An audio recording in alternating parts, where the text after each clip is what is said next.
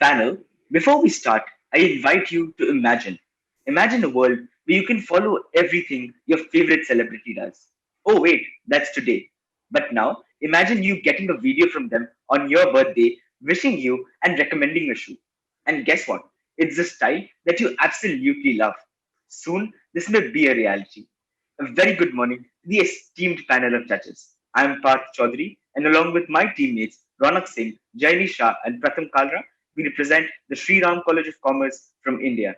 And we are extremely honored to present before you our vision for how Ensemble can take on the world. Next slide, please. To give you a brief overview of the next 20 minutes, we'll start by understanding the company and the context. We'll move on to see some of the core issues that we have to tackle and see what we've learned so far. Then, we'll walk you through a comprehensive solution landscape, justify our choice, and delve deep into the details of our plan. Post that, we'll shift gears to implementation and look at the proposed timeline and the risks that we foresee. We'll end by trying to specifically quantify the forecast that we have for the future. Now, given the scope and focus of the case, we'll be looking primarily at influencer marketing. The other aspects of the business naturally continue. Next slide, please. Talking about Ensemble worldwide, in its 6 years of existence, it has always challenged the status quo and looked at things differently. As a creative marketing agency headquartered in Malaysia, it has engaged with many big ticket clients such as Oppo and KFC. Recently, it led Puma's marketing campaign for their new sneaker line, Future Ready, with the novel idea of a virtual influencer, Maya, one that they designed to represent all of Southeast Asia. It was an effort that opened up a whole new segment and offered them some key learnings as well, which we'll look at soon. With a lean team of roughly 70 employees, the three pillars of technology, data, and storytelling lie at the core of Ensemble's offerings. Let's look at the core problems that we are trying to identify here and solve for. Firstly, the very difference that exists today between virtual influencers and real influencers. We believe virtual is the way forward, and we necessarily need to leverage that if we have to go ahead and make influencer marketing as big and as convenient to companies as it has been in the past. Secondly, the problem arises that even when virtual influencers are big, how do you exactly make them successful vis-a-vis real influencers who currently have more element of relatability and authenticity with them? And once you're able to do that, how do you go ahead and integrate them with real world culture and preferences to make people understand that they are as real as it gets? Next slide, please. Looking at the demand drivers which have been helpful to the virtual influencer industry at large. Firstly, we've seen a huge investor inflow as far as cash is concerned, and investors have come in with big faith. Why is that? Probably because technology has done so well as far as artificial intelligence is concerned, which is a good factor driving the demand for all these things. Secondly, reduction in shooting cost, and sometimes these go up to 95%, and the ability to mount any background, which makes it realistic and possibly easier for companies to go ahead and shoot content in real time at the spur of the moment. Thirdly, specifically talking about Southeast Asian economies, there's an enhanced social media penetration, which has only been now aggravated by the coronavirus pandemic. We've seen so many platforms emerge in these emerging economies, as a result of which social media penetration today across geographies is at an all-time high. And fourthly, and this is where virtual influencers really beat real influencers, is with respect to creative freedoms as well as the flexibility of message. There are particularly no restrictions as far as they are concerned, which gives them an innate advantage. Next slide, please.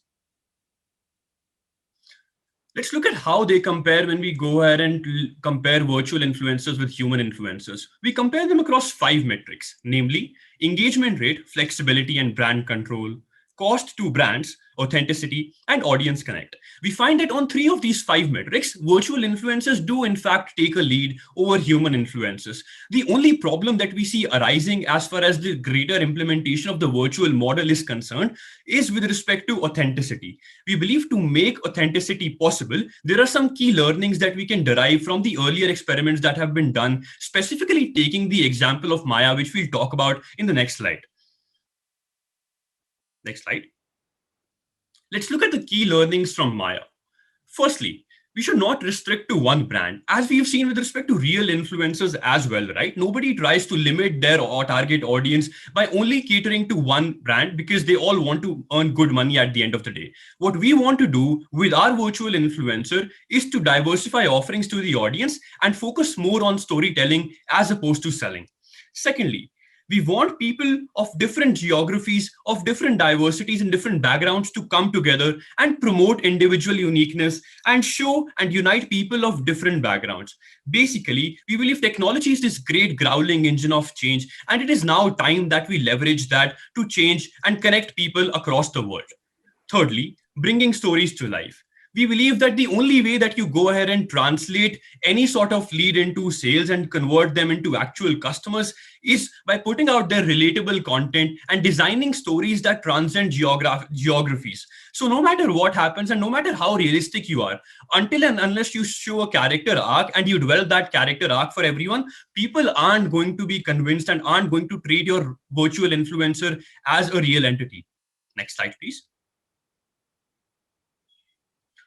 What does a solution landscape then look like? We compare virtual influencers with human influencers, and we believe with the trends that we have seen with respect to digital penetration, with respect to social media landscape being evolving so much, the size of the pie, which is the influencer marketing industry at large, is bound to increase. And when that happens, there is no doubt in our minds that both virtual influencers as well as human influencers will in fact grow as far as the total industry size is concerned. Except when we look at the data that has been presented to us in the case, we find that only 25% of the populations find these virtual influencers to be as interactive, as authentic, as opposed to the 42% of people who find humans and real life influencers, in fact, authentic. At that point in time, we believe that there is going to be this transition gap, and between that transition gap is vacuum. We plan to fill this vacuum by pushing promotional strategies that try to scale the virtual influencer model. And these strategies is something that we'll talk about at length later. But to give you a brief idea about what we are going to do, it's going to be primarily two things. First, reduce the gap in behavior that demarcates virtual from the real. And secondly, build real life interactions around these entities so that people feel that not only are they authentic, but also relatable. Next slide. To understand the direction of our solutions, we first need to understand the certain key characteristics that all successful influencers have. They all have mass acceptance and people relate to their content. At the same time, they're authentic, so much so that even their promotions seem genuine. They also have to master the tricky balance between being approachable and showcasing strong aspirational value, such that even when people look up to them, they still see one of their own. Next slide, please.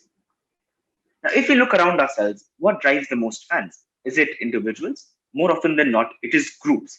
From bands like K-pop to television shows like Friends, the idea of a collective has always had more staying power, which is why we propose the Real Ensemble, a set of 5 virtual influencers with a presence of their own as well as one as a group. Not only does this offer us more opportunities to engage in branding, this also helps us engage in cross-selling across the various accounts that we have. With this, we can also distinctly create and differentiate them in terms of their identities, such that they can cater to different product classes, which we will see next. A major advantage of doing this is that it helps us garner a much more dedicated fan base, as we can engage with our followers and fans much more intensely. To ensure mass acceptance, we believe these characters need to come from different regions, different genders, and race. At the same time, while English remains a primary language for all of them, they also would be aware of their own domestic languages, which is a key advantage as well. We compared this to Maya, wherein it was one person representing a diverse region, which we believe did not work well. Next slide, please. To further expand on this idea, we tried to create a diversity framework. Now, if you look at it specifically in Southeast Asian context, we can have influencers ranging from fitness freaks to foodies and from travelers to techies. Now, for the first, when you have sports and athletics brand, you can also have healthy food and drinks that make the right fit. For the foodie, any and all FMCG or restaurant brands will be the right target. And when you have some people who like to wander, you have cameras for photography, you have hotels and airlines to take them there. Lastly, for the tech geek, the long line of electronics awaits. Next slide, please. When we analyzed Maya and other virtual influencers, one common lacking was that of relatability because of the dearth of real life experiences and them having a life beyond their product, which is why we attach a lot of importance to character development. In fact, taking a distinct route, we believe it's important for us to actually age them. Not only does this allow us opportunity for instances like birthdays, which we can drive engagement with, we also show the ups and downs in their life. We show them doing normal things like going to college, work, or parties as per their age, and interacting with real or virtual friends. By doing all of this, we aim to bridge the gap between 25% and 42% that Pratham spoke of. Next slide, please. Yeah. Now let us try to understand how we leverage these CGI influencers to get brand endorsements. Our main target would be sectors like fashion brands, technology companies that manufacture products for the youth, entertainment industry including movies, TV shows, music, and books, food and beverage industry, and travel like airlines, hotels, and restaurants. We tried to analyze the Southeast Asian markets to understand which countries and which platforms to target. Instagram and YouTube would be our main social media apps because of the highest number of users as well as engagement. Here we try to explore in what ways can we maximize opportunities to get brand collaborations. The solution is simple. Start a number of series and traditions to generate a sense of familiarity as well as anticipation for both the brands as well as the audience. We can assign a particular day of the week where the group goes out for movies and then reviews it. We can put up unboxing videos of various products on YouTube, start a travel series where they visit different countries, different hotels and restaurants, and we can also have regular parties through which we can promote fashion brands. We can also go ahead and conduct online workouts, yoga or meditation classes to promote sportswear. Work on music videos along with popular artists as well as K-pop brands. Now, these are just a few ideas that we've mentioned. The scope is limitless and we are only limited by our imagination. Our main vision for this particular group of ensemble is to have their brand of their own and a worldwide following. By building a strong brand, we will be able to increase our following, get more collaborations for companies, and hence increase our revenue. To do this, it is important to give something back to the audience as well. It helps us in promotion as well as in developing a community of followers who admire as well as religiously follow our content. To do the same, we wish to diversify our offerings and enter into more revenue earning opportunities as well, like talk shows and podcasts where we can interview various celebrities, launch a few video games, release music albums, and also sell personalized merchandise for the fans. Yes. Scaling micro influencers. So, over here, what we're basically trying to do is offer a very comprehensive solution. We know that virtual influencers are the future, but that does not mean that human influencers are of the past. To offer a comprehensive solution, we suggest incentivizing these micro influencers with 1,000 to 1 lakh followers to promote different brands of our partners. Say the micro influencer is buying a luxury watch. They can enter their details of the social media handles on the payment page. Then we can count the number of followers that they have and analyze whether or not they fit our brand. Then, in proportion to the amount of following that they have, we can give them a discount given that they post about our brand. We can also provide them a personalized code and a link through which, if a sale is made, then we can provide them with a small amount of commission. One of the major learnings that we took back from Maya was that it is extremely important to build a strong follower base before we get started with posting about our brands and our content. We need to get people talking about these influencers. And to do that, we provide you with a number of promotional strategies. So, number one would be following various Instagram trends, getting celebrity and influencer shoutouts, getting magazine articles as well as covers published. They can also attend various live engagement events like concerts, maybe through holograms. They can have We can promote them using their own distinct identity. For example, let's say that we have a South Korean character, right? They might be friends with the K-pop brand Blackpink. This allows us to post their content using the Blackpink's account and hence gain a lot of credibility as well as followers. Now let's understand the financials and put this in a perspective and quantify our impacts. So number one is in order to estimate the revenue, we estimated Lil Miquela's earning. So she is one of the most popular CGI influencers out there. She earns $12 million as of now. Her following is of 3.2 million. So this brings our earning potential to $4 per follower. We aim to get an average following of 400,000 on our 5 accounts, which brings our total following to 2 million. Because we will be considerably new in this space, we have considered an earning potential of $3 per follower. This brings our approximate revenue to 6 million. This is what we want to achieve in the next 2 years. In the best case scenario, where we have around 800,000 followers per account, we will be able to bring in 12 million. While in the worst case, we might have only 100,000 followers and we might be able to earn 3 million. We have projected our revenue for the next 4 years by increasing both our earning potential as well as our following, as you can see in the chart. We've also shown a breakdown of the costs that we have to incur. The main costs that we see are technology, promotion, and content, which constitutes more than 75% of our total expenses. We estimate that it will cost around 8 to 12 million in developing the 5 characters using 3D modeling and AI technologies and getting them started. One of the most defining factors for success in a business model happens to be timing, the way ahead. It is drafted to yield the most optimum results as is follows. We will drive individual growth for the first year, and our creating the collective strategy starts from the late year and sustains till the end of the second year. We launch our merchandise around the 1.5 year mark once the market has been established and is stable in operations of its own. Branding, being crucial to our success, goes for the longest time, and we go for our own shows at a later end in order to avoid risk. After that, we drive micro to big influence for the first year, in total competing for a bigger market share. Next slide, please. Well, risk being a critical part for analysis, we adopt a twofold approach, looking at both the risks associated with our model in specific and those risks which affect the industry as a whole. The first box in the top left shows us that a high acceptability nearly always translates to a higher chance of success. And this happens through local touch and empathy. And once that has been done, we are confident to achieve our goals because, as Parth mentioned earlier, acceptability and acceptance is one of the key factors that drive consumer confidence. Secondly, the risk of new age influencers. This in particular is a very big risk, and how we plan on tackling this is through the personalization of various activities, gym, sports, fashion, be it anything. There's a higher scope to ensure a strategy to beat the old standard on all fronts.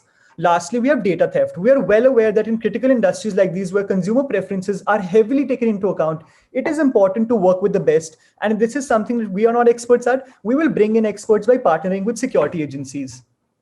The second box we see on the bottom left is that which has a low intensity of risk and a low probability of happening. This happens to be a conflict with the associated brands. In the marketing industry, where we're involved with so many different brands, we follow a very strict policy of disassociation and against unethical standards in case brands we're associated with are found in indulging them. Second is the technical glitches. We have a specialized tech team which will take care of these updates and frequently update the app for any sort of bugs. Lastly, we look at the box on the bottom right, which talks about those risks which have the highest probability of happening but the least intensity. This includes a diluted audience. How we take care of this in particular is through higher engagement rates through individual accounts. And the second risk which follows is the political disagreement on social campaigns which we might run. While this effect may only be one-sided and there might not necessarily be any long-term impact. Studying the industry level risks, we see there are 3 at large. Low market growth. Even in the most pessimistic scenario, a bearish forecast predicts a 16.67% growth over the years for the next 5 years. In order to take care of regulatory risks, we will avoid controversial issues and opinions and form a specialized content and legal team in order to allow us to smoothly put out our marketing strategies forward and make sure there is no scope for any inconsistency on that front. With the onslaught of big tech, we're also noticing a lot of platforms being banned due to certain activities. We are well aware of this risk, and along with that, we will diversify into various social media handles in order to make sure that this does not happen. Looking at our key forecasts, the value added in the market is expected to reach 2.5 billion in the Southeast Asia region by 2024. The influencer marketing ROI is a massive $5.78 for every dollar spent. This means that it will return $14.7 billion over the years. In terms of brand transition, when people move from regular modes of marketing to, say, influencer marketing or virtual influencer marketing, 84% influencers would prefer this mode of marketing in order to others. Apart from that, 22% brands would consider virtual influencers by the next year. The market impact allows a click-through rate of 37% increase and a call to action increase of 14%. With tailor-made solutions for each problem, innovative strategies to address the largest chunk of our potential consumer base, and risk hedge mechanisms, we are confident that this solution will go a very long way. Okay, thank you very much, Ronak. Thank you for your presentation. Excellent presentation. We're now going to go to the 15-minute Q&A. Looking at my colleagues, they've already set a timer. So, judges, please ask your first question. Let me kick off. We're going to give you some feedback later, but well done on the presentation. Really good. Can you tell me a bit about how you see the return on investment? You put some information about revenue, but I didn't see any profit before tax kind of assumptions, how long this takes to break even, and what the internal rate of return might be on the proposal you have. Thank you so much for the question, sir. So as you had mentioned, the investment initially, including all the promotional cost, would be around 8 to 12 million. Now, this is considering the fact that we want a group ensemble of 5 characters. Because our company has already developed this technology, it's not going to be very novel for them, and they already know the expertise. So this is not going to be a problem. The break-even cost will be around 2 to 3 years, considering the fact that we have a very heavy amount of investment required. But again, this is subject to a lot of change, because developing a follower base is something that if we are able to do in the first year itself, then there's nothing stopping us. Because this follower count is something which is so contingent, and without a follower count, you can't expect to generate a large amount of revenue. So main focus of ours would be on promotion in order to gain attraction and then, generating revenues. As far as the internal rate of return goes, we are anticipating that our revenues will keep on growing at a rate of around 20 to 40% few years down the line. Initially, we are expecting a higher return, but after that, I think something around 10% should be consistent.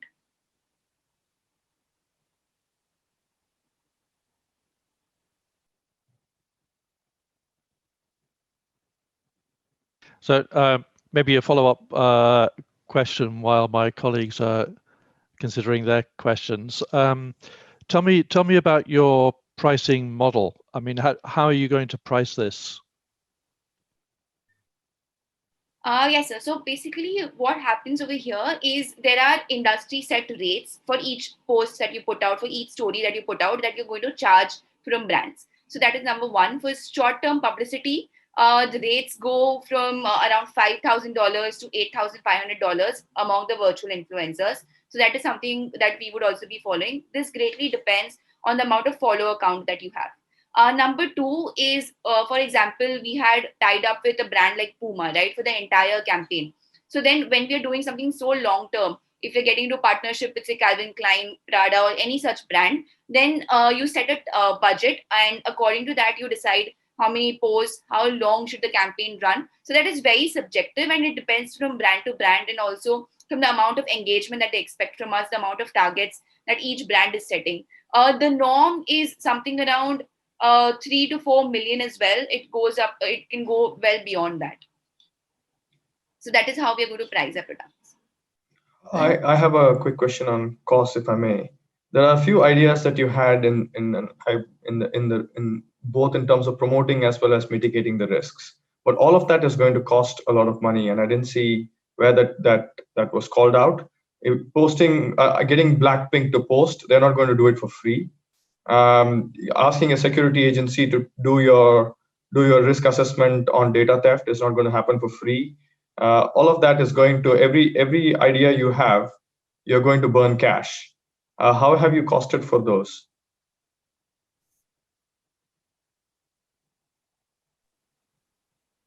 Yes, so if I may take that one. So I think the general idea is that even if you look at the percentages, one, they've been factored into the kind of absolute number that we've given, which is visible at the bottom of the screen in terms of 8 to 12 million. In fact, that's also one of the primary reasons in terms of why we've offered a range as opposed to one absolute figure. So even if you look at, say, security, right, on the basis of our basic understanding, the idea is that the quantum of work determines the amount it's going to cost you. So in that example as well, which again boils down to the same idea of how much following you've garnered. So that directly is proportionate to the amount of data that you have, which you want protected. So in that context, I think that factors in primarily into the range. Even if you look at the pie chart visible on the right of your screen, in terms of promotion and admin and employee, we've tried to, on the basis of our understanding, offer a slightly higher percentage as we would have expected, and that is something that we've done in order to accommodate the costs that we feel would factor in because of the promotional strategies that we propose, and also because of the risk mitigation that we look at. Understood. Thanks. So while the bankers have asked your financial business questions, I'm asking a very simple question. Think about it. It could be a trick question. Who's competition?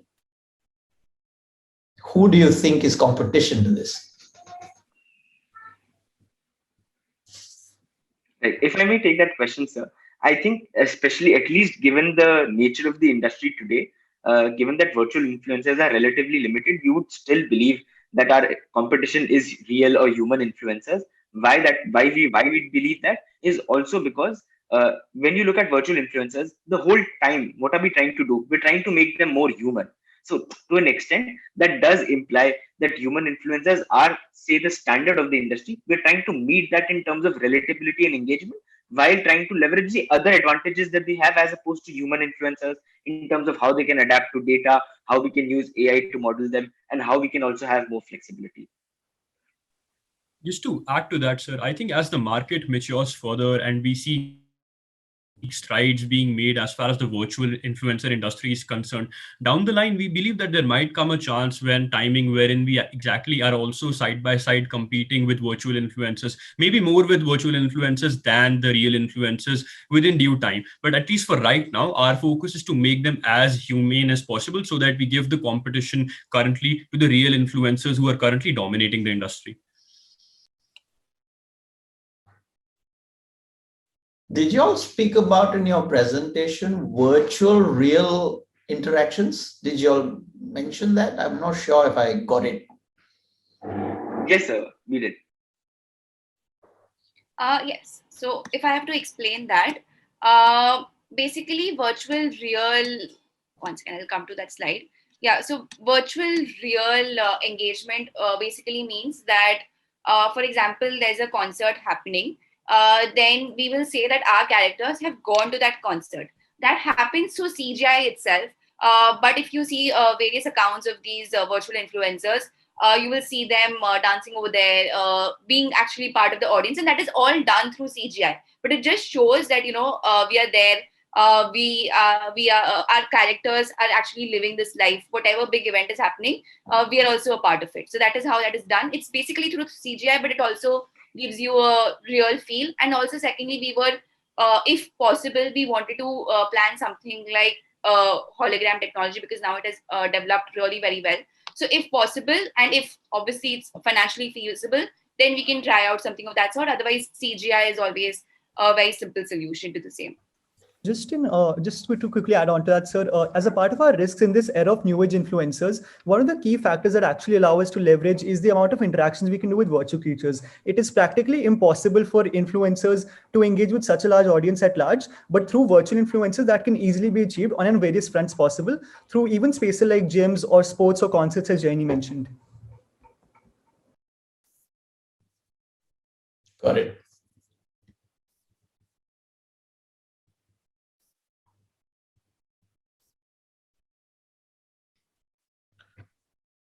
There's still 6 minutes, please.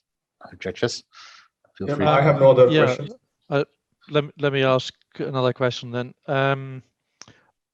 I thought the idea you come up with is an interesting one, but I'm interested also in what other ideas you considered and decided not to go with. Can you give us a picture of what alternatives you looked at and why you decided to go this route with the five influencers and building a portfolio? Right. If I may take that one, sir. So the core status quo ideas are real or human influencers on one hand and virtual influencers on the other. Even in the examples that we have in the real world, most of them are single individuals. In very rare cases, we have a brother-sister duo at max. So I think that those sort of alternatives, the problem that we saw there was that there's limited scope for us to show them doing real things. So as opposed to when you have a portfolio of 5 people, you can have the two of them hanging out sometime. You can have the three of them shown going to a movie. You can have all of those permutations and combinations, which allow us to offer more interaction, which is happening without products. So across a preliminary glance of say the Instagram feed of Maya that we saw as well, we saw that Puma was there in a very interesting manner, but a lot of it was Puma, which we felt as something that reduces one's incentive to actually engage with the content because they feel it is advertising. We wanted to try and remove that feeling of advertising. And even in the context of real influencers, I think that's where we are taking inspiration from in terms of how we want to model our virtual portfolio of influencers, in terms of how they do very normal things. They're going to have friends, they're going to go to parties, they're going to interact with other big celebrities. Even in a lot of cases, for us, of course, it will be paid because these friendships aren't real. But even in the case of, say, human influencers, a lot of these relationships are actual, genuine friendships. And I think that to a certain extent also helps them increase their follower count and their engagement mutually, because people who follow one are going to the other, the people who follow the other go to the former. I think that's the kind of basic philosophy with which we've arrived at our solution for portfolio of influencers. If I could just add on to that, so apart from the whole virtual influencers in a group of 5 ensemble, and as Path mentioned, all the various other options we had for virtual influencers, we also spoke about scaling micro influencers. So we also wanted to give a solution for the current human influencers that we have. Apart from that, other instances we had also considered whether or not, to go ahead with starting basically a clique or a group of only real influencers. So basically tap the most popular ones, Southeast Asian countries, make them into a group. All of those alternatives were considered, but we thought that this is the most feasible and most innovative solution as well. Because right now, the main problem is all the Southeast Asian countries are so diverse that how do you unify them? How do you have one particular account through which we can cater to all the audience? But just one more thing in essence is the one thing that remained consistent across all fronts was the essence of us being able to mirror what humans do in essence. Because people as humans, as social creatures, generally respond to those that are similar to them. And through achieving all of these ends, we are possible to do that by having either 5 people or engaging a community of influencers. So that's one thing which has remained consistent, and it's one thing we will continue to do. And that is one thing which we think will drive an inclusive community, which will fuel growth in the times to come in the region.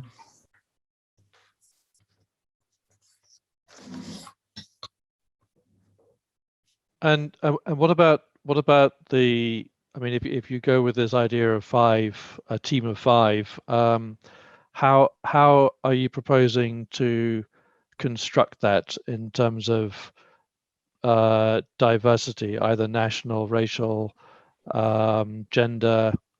How would you go about deciding how diverse that group has to be? What that group has to look like. Right. So I think, so if you look at the very core of why we have 5 influencers first, that is the whole basis on which we have taken this idea forward, is in terms of rather than us having one influencer who serves as the average of sorts, which we had in the case of Maya, we think different people, different catering to different specific groups, but them coming together, this solution as a whole has the best advantage. In that regard, as we've mentioned in the slide as well, we want to have, if there are 5, we want all 5 of them to be coming from different countries of Southeast Asia. Naturally, they'll be knowing the language of that country as well. So in some contexts, if there are any specific promotions that need to be done in a local language, to a certain extent, we can facilitate that as well. At the same time, in terms of gender, we know that female influencers are typically those that have more engagement. So if you look at the split, we'll be looking at it in terms of, say, roughly 3 females and 2 males, or 4 females and 1 male. In terms of race as well, of course, that is something that we'll have to consider in terms of the region that we want to cater to, right? So if, for example, hypothetically, we were catering to America, we'd want to ensure that there is racial diversity as well in terms of people of color. But if you look at Southeast Asia, we'll have to factor in considerations that are more specific to the region itself. If I can just add on to that, sir, I think a lot of it is also dependent on the brand labels that we have signed up with as an agency. So necessarily, what exactly do they want and what sort of engagement do they want to drive? And if we have a chance to start from the ground up, we'd like to take those factors into consideration before we come up with a diversity metric that best represents the population, which can suit their needs. Okay, thank you very much, team, for your excellent presentation and Q&A. Thank you, judges, again. Team, we will now move you to the waiting room. Your judges will deliberate for a few minutes, then we'll call you back to receive your feedback on your presentation. So I'll see you in a few minutes.